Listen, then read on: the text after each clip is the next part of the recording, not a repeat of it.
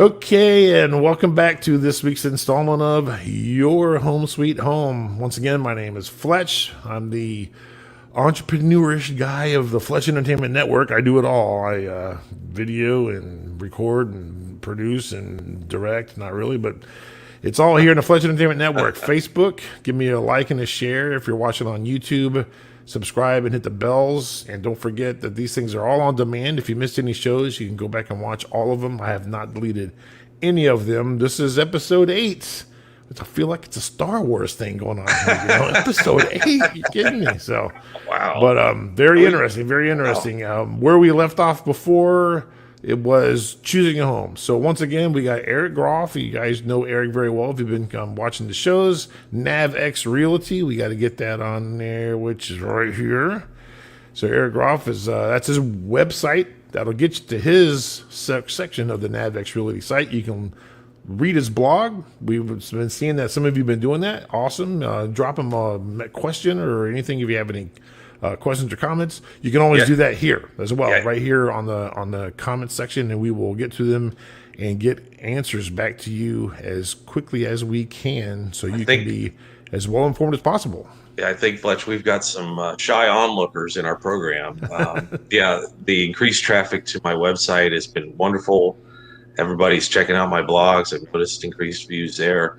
And that's great. I'm providing some content for conversation starters on your end. If you do have any questions, that's what we're here for. We can't know where you're stuck at, if at all. Maybe you're not. Maybe this is just more valuable information that you can take off and run with. So that's great. I'm glad it's being helpful. It's there's what they call the silent majority out there and stuff. It's many things that I do here and I'm trying to do on this network, other shows, trying to get people involved and helping me out, being panelist on like sports related shows. It's amazing. So there's a lot of people just don't, are afraid to talk, whatever. So that would be me. I'd probably be the same way. If I wasn't on this show. Yeah. So I just So there's look from afar. Right. So there's people watching. Obviously, we know that, which is because we're getting the traction. You are, especially on your website, which is great because that's what we want to do. We just want to engage and entertain and also inform. And as best as we can do that. So questions are always welcomed when it comes to real estate, buying, selling, DIY, whatever we can. I was thinking the FYI, whatever we can do to help. If there's anything we can, we will do our best. And a lot of that's more than Eric than me when it comes to the real estate stuff. I'm kind of the quote unquote questioner, and he's the answerer. So let's get right into what we're going to do for this week. Very excited about it. Eric's got a fantastic presentation created for this. A lot of great content, and hopefully sparks some really good questions and maybe even gives you some answers to ones you already have. So you ready to get right into it, Eric? Sure, let's do it. All right, so here we go. Okay, so, after our conversations last week, we did talk about how you've been pre-qualified, you would love to go shopping, and, most of you probably already have been shopping, right? You've been looking on the internet, and I bet you didn't know that as internet shoppers go, you're not alone. 95% of you guys all use the internet to search for homes. There's probably a conservative number, it's probably like 97, 98% by now, but and it's just so convenient. It is, and that is the reason why. Is you can do it from your phone, you can do it from your computer, and the one drawback with that though is the different websites that are out there. I've discovered personally the information is not accurate. Just about every week, I receive an inquiry from a client that they've discovered a house, like, oh, I want to go see this. This looks great, right? And I go the MLS and find out actually that one's pending. It was only on the market for basically 24 hours and it's gone. They posted it and went to dinner and came back and it was pending. So that's just kind of the way it goes. So third-party websites just don't always get their feeds in real time. So there's a way around that. And whether you have a contact with me personally or somebody else in the field, I am here to encourage you to get a realtor involved. They are the ones that have real-time information. They're the ones that's going to be able to instantly tell you whether or not that property is available and when it's available. Because another one of the things that I notice is agents like to put something online but not make showings available for another, let's just say, day or two, sometimes 3 days. And that's a crusher for some of my people that can only look on the weekends. Sure. So, let's say we're going live on Friday and I get the feed and I share it with them. They're all excited about like, when can we go look? Because we know we got to hurry up before it's sold, right? Oh yeah. And then, I go in to try to schedule a showing and it says this property's not available for showings until Sunday at 5. Think to myself, why did you tease us? Why? You're building up all this hype. It's not necessary. Everybody who is trying to buy a home is really doing so like in like real time. We're trying to do it in real time. So, but the point behind all of this is that realtors are your best resource to get those timely showings, to conduct what's called a CMA for you. And they really have the experience to let you know what exactly is a good value, or if this seller is reaching for the stratosphere and wants a whole bunch of money for their house and it's not really realistic, but in this seller's market that we're living in, there's a chance they might get it, right? Sure. So that's just something that your agent will be able to tell you in analysis of doing a CMA. Now, what you'll see at the bottom is a policy that all agents, if they're realtors, have to abide by. It is a standard of practice code of ethics, and it's pretty detailed in how we are held to such high standards of first and foremost, confidentiality. We protect all the information that individuals share with us, from their financial situation, their family situation, because listen, Fletch, I get to know people. Like, if I don't know them already, if somebody comes to me, it becomes a pretty quick, intimate relationship in that they're going to share some details about their life that they wouldn't with anybody else. Right. But because of that, we need to be held to those. You protect that information like it's gold. Protect it like it's your family. And so, we don't share that information. And that's one of the critical benefits of working with an agent that you can trust, is that, whatever you share with them, it's going to be confidential. Yeah. So now let's just say that you are successful in getting into a house and you find that it's crazy exactly what you want it to be, right? Awesome. Then, hey, you're going to have some questions you probably need to ask before you start signing the bottom line. I've got 7 bullet points here that I want you to put in your holster for the future. One being, who's involved in this transaction?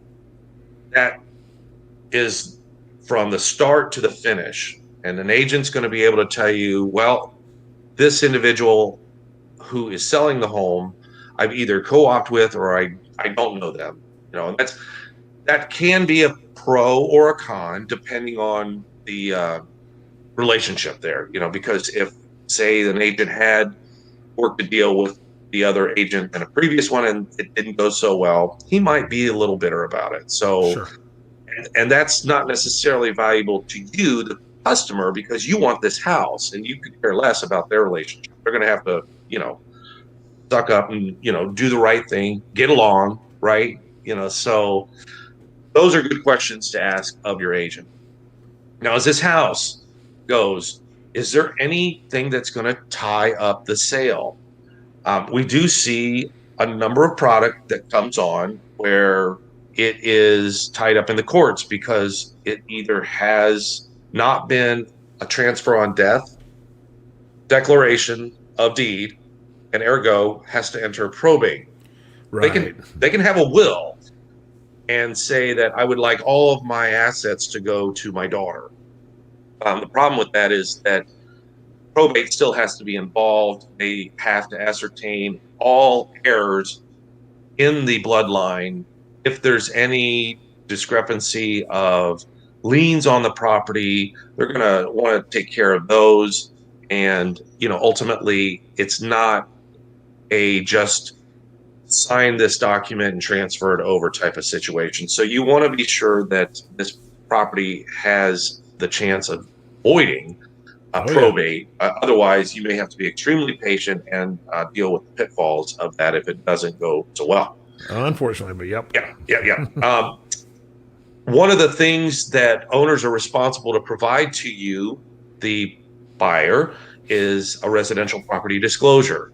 And so they are giving you their best knowledge of how the house has issues or not, whether the water's strong enough, whether or not there's plumbing issues, electrical issues, structural issues, and whatnot. And like more than 90% of the time, they all list very minimal stuff, if anything at all. I see plenty of RPDs that are checkmark no boxes indicating, as far as the seller is concerned, I know nothing. I know nothing about this product. This is the perfect house. It's perfect. Right. There's nothing wrong with it. Which we all know houses. I mean, you're a homeowner. I'm a homeowner. Our homes need maintenance. They, from time to time, they may have an issue, and we get those things corrected. And listen, to be fair, as long as the owner has documented that said information or has that information upon request, then that's going to make everybody feel solid about moving forward. Sure. This is a huge question to ask of your agent right now, because I can think back 3 years ago when I was writing offers, and the questions were totally different. We used to talk price. We used to talk closing costs, what we could ask the seller to pay for closing costs. We talked about inspections being of a fairly lengthy time period. We also wanted to know if we could have, extra time to close for whatever reason, because we're on, if my people were renting and they were under the obligation of a lease, let's just say, and they're trying to find the balance in that, right? Mm-hmm. So with that, this is a huge question that you're going to have to ask your agent for wisdom. And I'm not going to provide that strategy now because it's pointless. Somebody could watch this show 2 years from now and content would be entirely different. So timeliness of this question is what matters most. For all of you who don't know, when you put an offer in, you're going to have to put some money on the table, so to speak, right? You're putting your money where your mouth is, and this is called earnest money. It is, as a standard, 1% of the asking price that you're putting forth. So on a $100,000 house, you're going to put a $1,000 deposit down for earnest money. Now, in all fairness, I have written many $100,000 to $150,000 properties that only had $500 earnest money. But, the standard is 1%. Agents use their best judgment on what they feel is best. Now, is that money that comes back if it doesn't go through? Well, so good question, Fletch. Very good question. If the deal in itself falls through for whatever reason, and that's something that we'll get to eventually, is contingencies in the contract that you're signing. And if you are able to fulfill or not fulfill a contingency, then the not fulfill earns you back your earnest money intact. Whereas if both parties have fulfilled their side of the contingency and there's no discrepancy with that, then that earnest money may go to the seller, because what you've done to the seller is you took their product off the market. Right. And now, because of that time, they may have lost a series of buyers that were going to give them even, the same top dollar that you offered. Right. So, in all fairness, if you didn't do your part through the contract and were negligent, then the seller really has the right to retain your earnest money because you defaulted on your part. So kind of layman's terms, if everything you're doing as a buyer is good, and then something didn't pass inspection or something didn't look right with the house, and then you'll probably get that money back. But if everything was great, hunky dory on both sides, and you just flat out change your mind, you might Right. lose that money, Right. And because that's now all of a sudden, like you said, you've tied the house up where other people can't bid on it, or it's not available, and therefore they lost the possibility of another buy or so. got it. You got it. Excellent. So, the on that note, you pinged a memory for me. That actually happened when I had a buyer who made it through the inspection period. We were negotiating repairs. He elected to just change his mind. And, I didn't feel comfortable ethically to just go back to the other agent and say, well, the condition of the real estate is not to his satisfaction. So he is, moving on from this deal. He just wants out. No, my ethical side kicked in, and I said, if you don't let me pursue your repairs, on your behalf to my client, I feel like you're not letting the process work itself out. And Sure. that is, you wanted to buy it, and whatever these repairs are, let me just build up the largest list I can. Now it's up to them to say whether or not they're going to agree to all of these repairs, right? Right. Exactly. So that would have been the right thing to do, Fletch, but he at that stage had already mentally processed that, hey, I'm done, I want out. Even if they said they agreed at all, he didn't want it. Exactly. So Then that would be where he might lose it. Then, and I so would think so. I felt like that was in order, and so that's exactly what we did. I said, do you realize what you're doing? You're basically changing your mind, which is reason behind letting go of this opportunity, and you're in default because you're not Right. letting the process play out. And he understood that, and he was comfortable with foregoing his earnest money. So, Well, the hey, agent I good was choice. co-oping with, she was terribly disappointed because she said, well, I really would have worked hard to try to figure out what it was that needed to be repaired. Right. It just wasn't going to work out. So, and it was the best thing, I'm sure, for both parties, because of course the seller was able to pick up a different buyer in a matter of a week or so, and my buyer, of course, is better for him at the end of the day. Right. He felt better about just walking away from this. So that's what we did. Yeah, and as long as he wasn't bitter about it, then yeah, he pulled out a little early. I think when you're going Yeah. into it, just make sure you know what you're going into. Right. Obviously, the contingencies are things, and then if you see a bunch of things that you want fixed, and you're not a fixer-upper guy, then part of the deal is this is what I want fixed. Are you willing to have it fixed? Yeah. And if they say no, then you get your money back. But he didn't even want to go that far. He didn't want didn't. it if they were willing to fix it. So he And probably got in a little bit too quick on wanting a house, I guess. Right? honestly, I just really think it got emotionally overwhelming for him. And I'm not Yeah. sure why, because he's he's a smart guy. He was talented in rehab. I did not, if I had, successfully not negotiated all of those problems, he wouldn't have had much more to do in the house. So it was literally, Fletch, it was a personal decision. So, Right. that's No problem. that's just something, right? Yeah, you have to support, right? Because it's their money.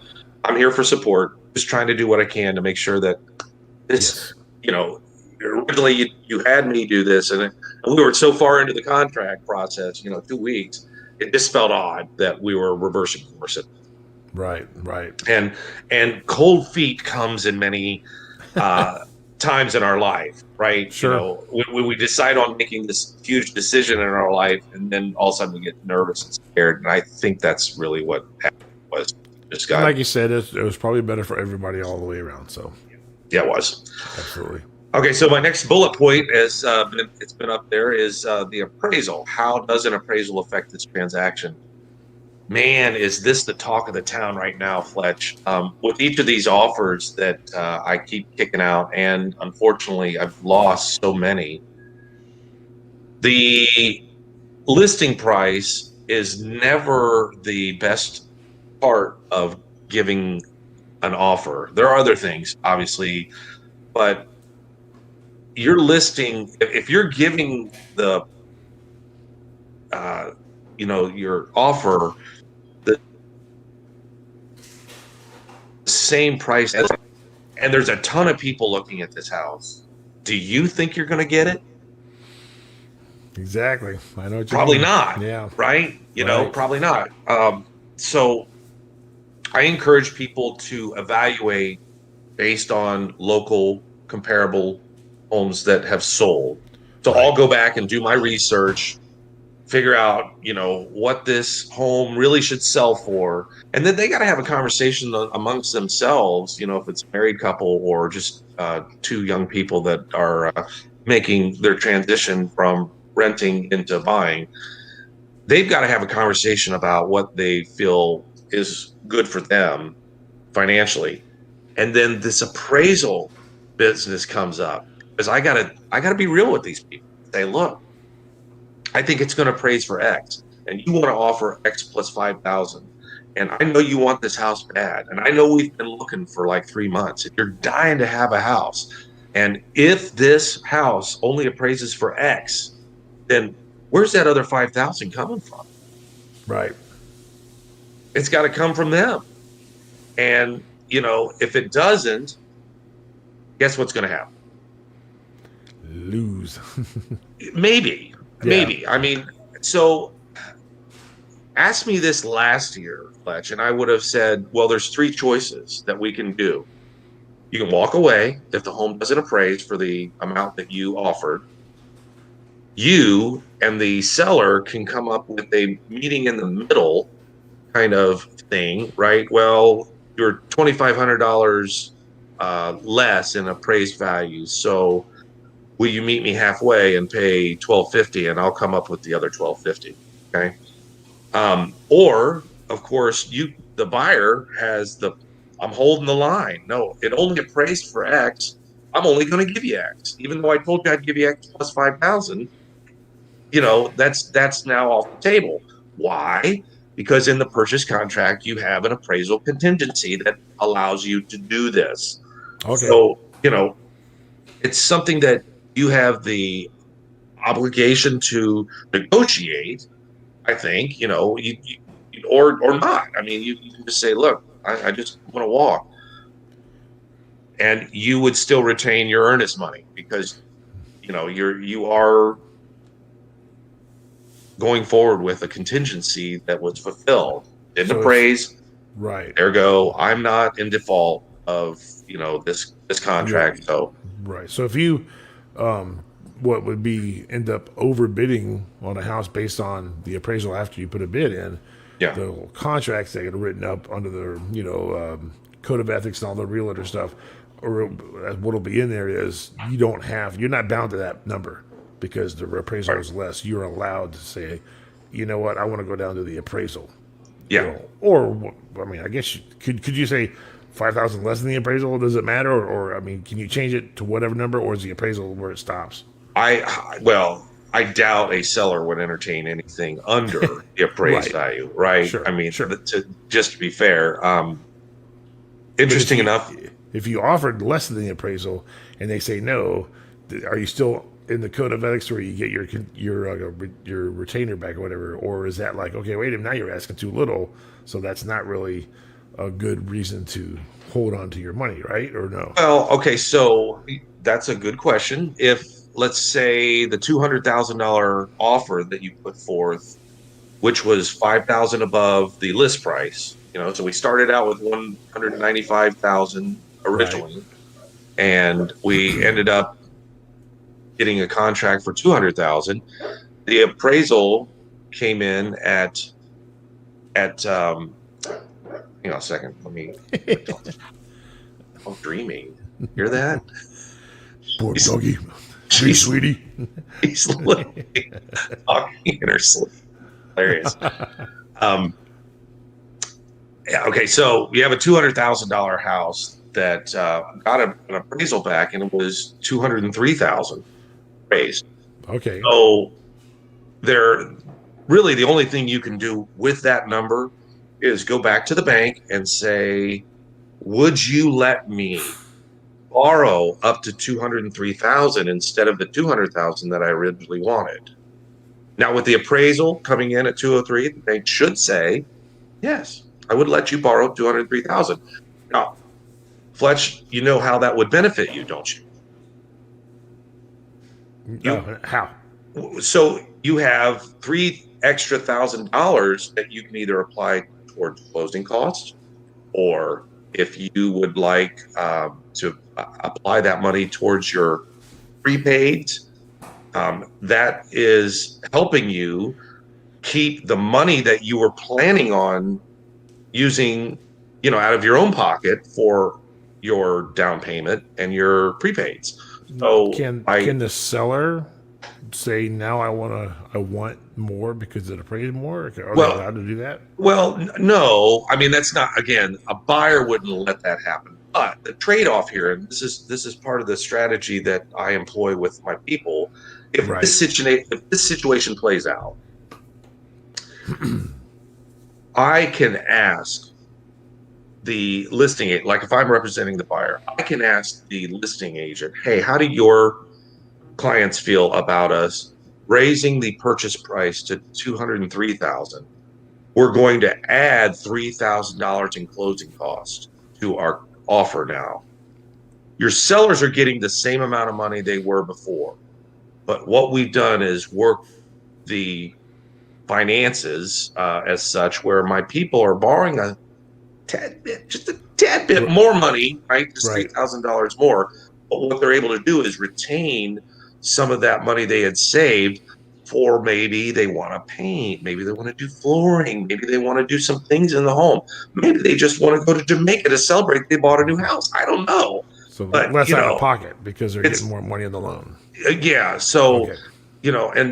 and so that's one of the things that the appraisal can affect how a purchaser does something good going forward, has something awkward to deal with, or it can wreck the deal. I mean, For instance, I bought my house as a foreclosure in yeah, 2009, so I could have had it appraised for a certain amount, which would have been more than what I bought it for because I got it on a foreclosure price, sure. and asked for that amount of money on my loan if I wanted to, and use that money to perhaps do things to my house that needed done. If that would have been a Yes and possibility. yes and no. Or is a foreclosure a different deal?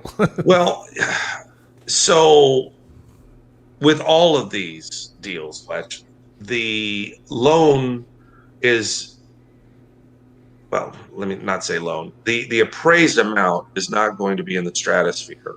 Like, let's just say your house, as an example. Yeah, you may have picked it up for X, but we know market wise, if it wasn't a foreclosure, it really should have sold for like X plus 40,000. Right. Well, the bank is not in the business of giving you instant equity, period. Okay. So you would have had to held that asset for about a year and then gone back to the bank if interest rates were favorable and asked for a refinance. Um, I see. and then they would have done either a desktop analysis or a live walkthrough with another appraisal coming through the house and seeing and comparing it with other homes in the area. And maybe then they would have said, yeah, the home is really worth X plus 40,000. So, so that's why when I told my realtor that I wanted to get a $200,000 loan, she almost swallowed her tongue. Are you crazy? I was just thinking, hey, I'm going to fix this place up. Yeah. That was over 2.5 times what the house cost, but whatever, Yeah, right. Which, oh my gosh, I read an article just today that is actually happening on the coasts. They are 99% up in purchase price from just a year ago. So people are paying double for their homes because it is such an aggressive seller's market right now. And there's buyers coming out of the woodworks. These interest rates are phenomenal. It's so And, amazing you with know, such a the economy the way it is that's happening. And I know. obviously, there's we know we talked about millennials, we talked about the Yeah. government, and Yeah. it's crazy. This is It is. so not normal. Right. It's just Right. crazy. You're right. But Okay. hey, All right. Moving on. So my final bullet point. Sorry, tongue final twister. bullet. Yeah. Thank you.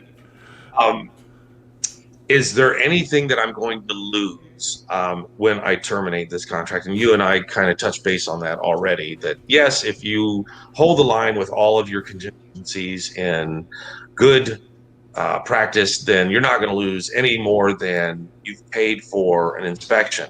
However, if you're well into the contract and your lender has ordered an appraisal, your lender may very well charge you for said appraisal, even if you don't choose to buy the home. Okay. That's that could happen, but it's not necessarily going to happen. So, isn't that Beautiful. pretty? Isn't that beautiful house pretty? It's our dream house. It's surrounded by nothing. Can we put a little telescope dome over here? Beautiful. So, if you are fortunate enough to get into the game and have an accepted contract, one of the very first things your agent is going to advise you to do is to get that puppy inspected. Okay. You're spending a lot of money on this Right. house, right? And is it really in your best interest to buy it from a unprofessional trained eye, sight unseen? Like Sure. you've looked at it, and first time home buyers like myself, I was very naive, and I Mm-hmm. had so much to learn in Yeah. how a house should look, should perform. And Guilty. I mean, so in all fairness, this is something that you have to have somebody do it. So you need to hire a home inspector, hopefully, if possible, that is state licensed. Okay. Amongst the many items that are going to be looked at in this inspection include electrical, plumbing, HVAC, your fireplace or your chimney. How is Wait. the structure of the home? Sorry about that. You're going to look at the paint, believe it or not, the roof, if there's any previous water damage. Right. Basically, the general condition of the home. And for an additional charge, which is actually something that you will likely have to pay anyways if you are financing FHA or VA, you're going to need to have that puppy looked at with either radon or the good old little tiny bugs that crawl into the house. And that's they could be carpenter ants or Termites or whatever. that's right. So, Right. you know, water's elusive. You kind of you ask your agent to see if he can pick up on anything that's apparent to him. But these are the essence of what you're going to find that needs to be repaired, and you can ask your agent to put together a list of things that you want repaired before you purchase the items. Something I want to touch with in the radon department that we see below. Radon is a natural occurring gas in the earth, and it exhausts everywhere in the earth, not just in your home. It's just a natural byproduct of what the earth has. The U.S. EPA has set an action level of 4 parts. It's called picocuries per liter of air or higher. If those levels are achieved through a radon test over a 48-hour period, then your agent will put forth a radon remediation recommendation. That's something that will fall on the sellers to pay for. by chance the property has a well and a septic, like if you live in a rural area, you'll probably want a water quality test to check it for E. coli or other bacteria. You also want to see if that septic has been pumped out in the last 3 years. As a typical maintenance, that is that's standard. So just know that those are things that you want to look at. Okay, Oh yeah. so that's about as far as I want to take my presentation today on the slide presentation. So you got two different major steps of the process. Again, picking an agent, picking the right agent, getting in there, looking at the home, figuring out the questions that are important to you, and how is it going to affect the transaction. Like, this is all part of your initial education process, right? Yep. And Yep. you want to go through this so that the more times you go through it, you'll get more comfortable with it, and you'll understand that it's just part of the process. And once you do get past that phase of it into an actual contract, then you will be able to look at the home from a trained eye, and then deal with those kind of things. So there's talking with a licensed state inspection guy is going to give you the best education, and give you a comfort level on how to handle the maintenance side of things versus the you better get these fixed immediately side of things. Right. Right.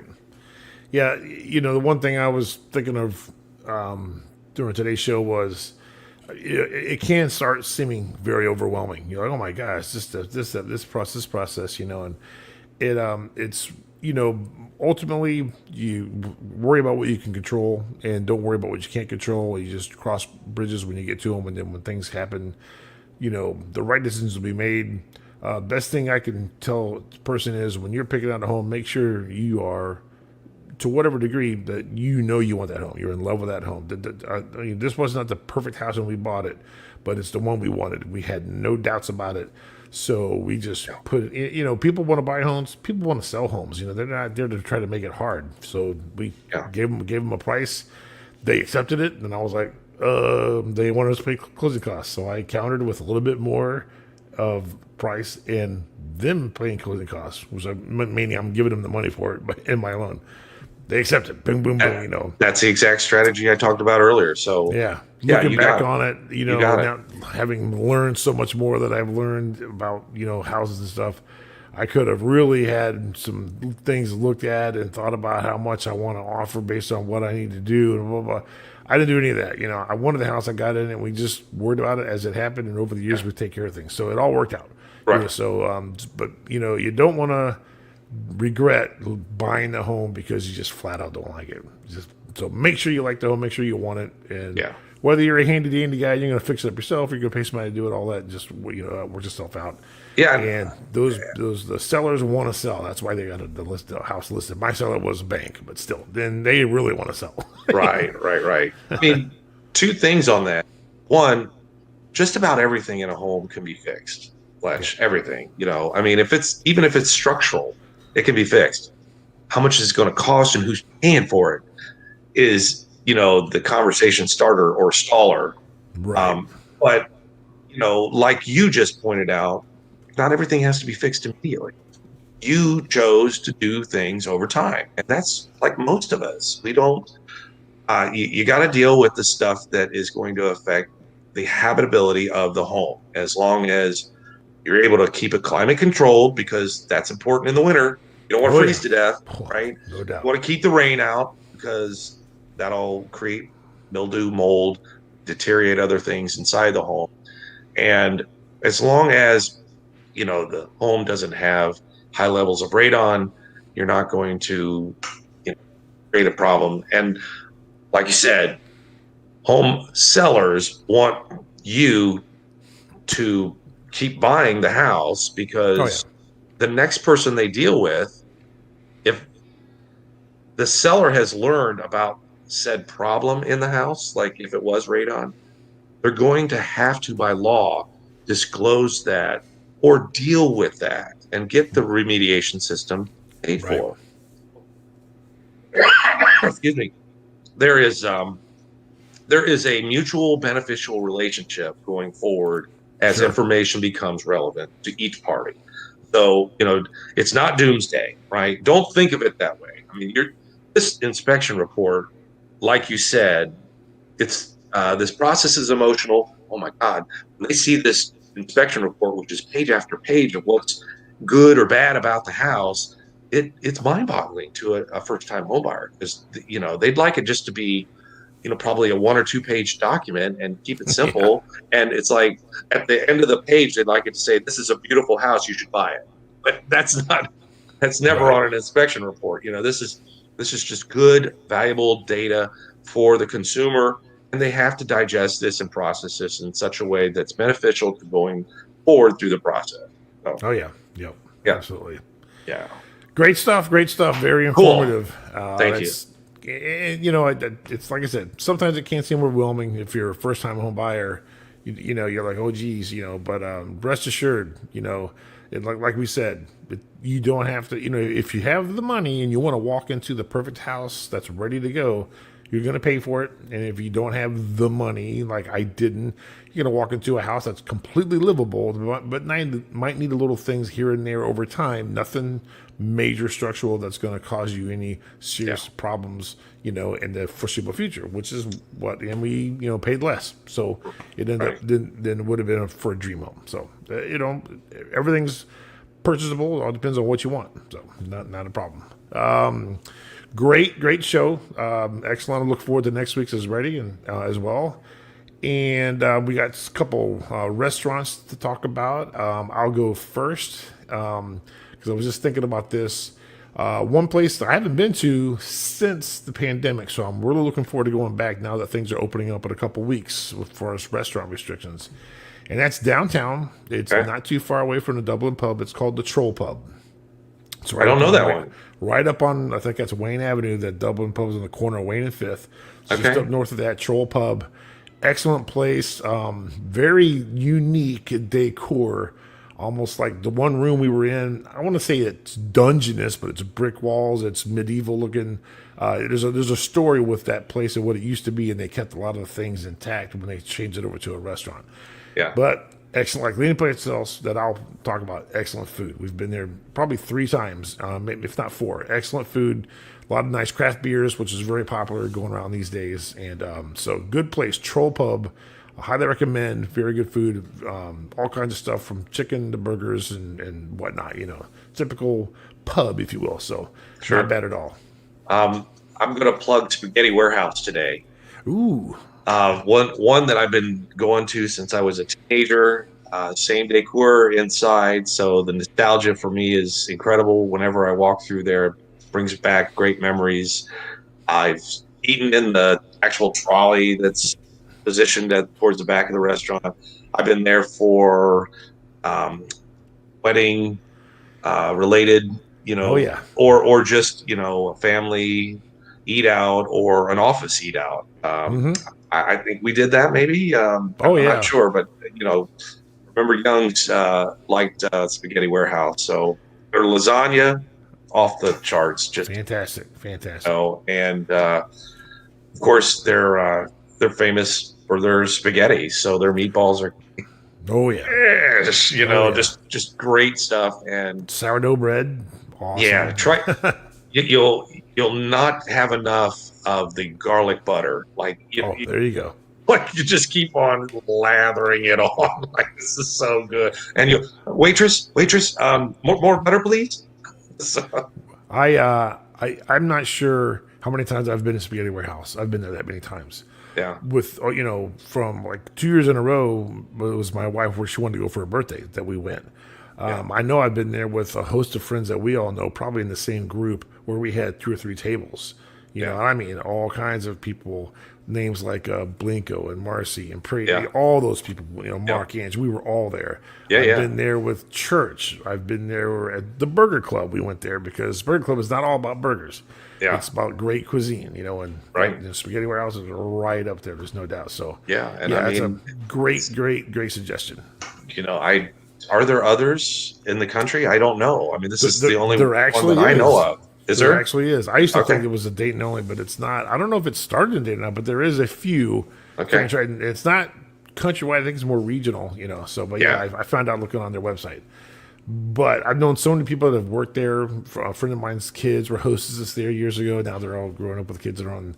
It's Yeah. it is one, everybody who's lived any time in Dayton knows best be anywhere else. It's just Yeah. a place that everybody knows and everybody can, hey, let's go there. Not a problem. I've never heard anybody say, I don't want to eat there. And Right. my kids love the trolley, Yeah, it's fun, isn't it? Yep. Yep. So absolutely. Great suggestion. So great show. Another week in the books, episode 8. We're 8. getting up there with, I don't know how Wow. many. Star Wars is going to have to start getting on their deals. But Awesome. once again, Facebook, give me a like and a share, and YouTube is subscribe and ring the bells. Go to Eric Groff's website, which is right There's a here. banner right there. It is. EricGroffRealtor.com. It's a NavX realty site geared towards him, so you can read his blog. A lot of great things to talk about there, and as well as if you need to reach out to him, you can always leave comments on these as well. There's 7 more of these behind it that you can go back and watch and learn a lot about basically the beginning stages of, choosing your home and stuff like that. I think we did a DIY once. We've done a lot of topics, and we're going to do a lot more. So we're looking forward to it. We're here for you every Saturday morning, 11 a.m. on the Fletch Entertainment Network, Facebook, and YouTube. So with that, enjoy the music. It's time for the tunes. That's right. And we will see you all next week. Have a good week. See you guys.